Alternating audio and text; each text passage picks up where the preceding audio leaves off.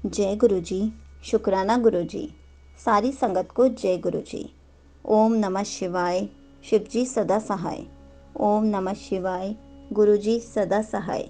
शिव पुराण श्री रुद्र संहिता तृतीय खंड का 9वां अध्याय। पार्वती का स्वप्न। ब्रह्मा जी बोले, हे मुनि श्रेष्ठ नारद, जब मैना पार्वती के पास पहुंची तो उन्हें देखकर सोचने लगी कि मेरी पुत्री तो कोमल और नाजुक है। यह सदैव राजस्वी ठाट बाट में रही है। दुख और कष्टों को सहना तो दूर की बात है, इनके बारे में भी यह सर्वथा अनजान है। पार्वती को उन्होंने बड़े ही लाड और प्यार से पाला है, तब कैसे मैं अपनी प्रिय पुत्री को कठोर तपस्या करने के लिए प्रेरित कर सकती हूँ। यही सब सोचकर मैना अपनी पुत्री से तपस्या के लिए कुछ नहीं बोल सकी। तब अपनी माता के चिंतित चेहरे को देखकर साक्षात जगदम्बा का अवतार धारण करने वाली देवी पार्वती यह जान गई कि उनकी माता जी क्या कहना चाहती हैं। तब सब कुछ जानने वाली देवी भगवती का साक्षात स्वरूप पार्वती बोली, हे माता, आप यहाँ कब आईं? आप बैठिए।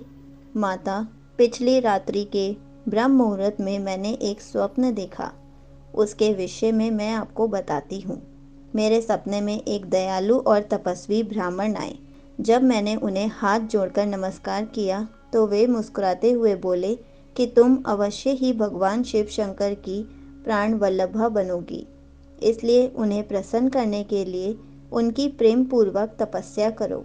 यह सुनकर मैना ने अपनी पुत्री के सिर पर प्रेम से हाथ फेरा और अपने पति हिमालय को वहां बुलाया। हिमालय के आने पर मैना ने पार्वती के सपने के बारे में उनको बताया।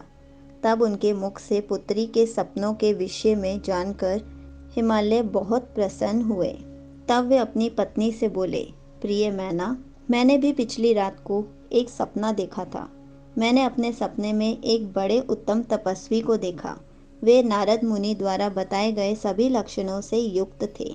वे उत्तम तपस्वी मेरे नगर में तपस्या करने के लिए आए थे। उन्हें देखकर मुझे बहुत खुशी हुई। मैं अपनी पुत्री पार्वती को साथ लेकर उनके दर्शनों के लिए उनके पास पहुंचा। तब मुझे ज्ञात हुआ कि वे नारद जी के बताए हुए वर भगवान शिव ही हैं। तब मैंने पार्वती को उनकी सेवा करने का उपदेश दिया, परंतु उन्होंने मेरी बात नहीं मानी। तभी वहाँ सांख्य और वेदांत पर विवाद छिड़ गया। तत्पश्चात उनकी आज्ञा पाकर पार्वती वहीं रहकर भक्ति पूर्वक उनकी सेवा करने लगी। हे प्रिय, यही मेरा सपना था, जिसे देखकर मुझे अत्यंत प्रसन्नता हुई। मैं सोचता हूँ कि हमें कुछ समय तक इस सपने के सच होने की प्रतीक्षा करनी चाहिए। ऐसा कहकर हिमालय और मैना उस उत्तम सपने के सच होने की प्रतीक्षा करने लगे। संगत जी, यहीं पर शिव पुराण श्री रुद्र संहिता तृतीय खंड का 9वां अध्याय समाप्त होता है। जय गुरु जी। शुक्राना गुरु जी।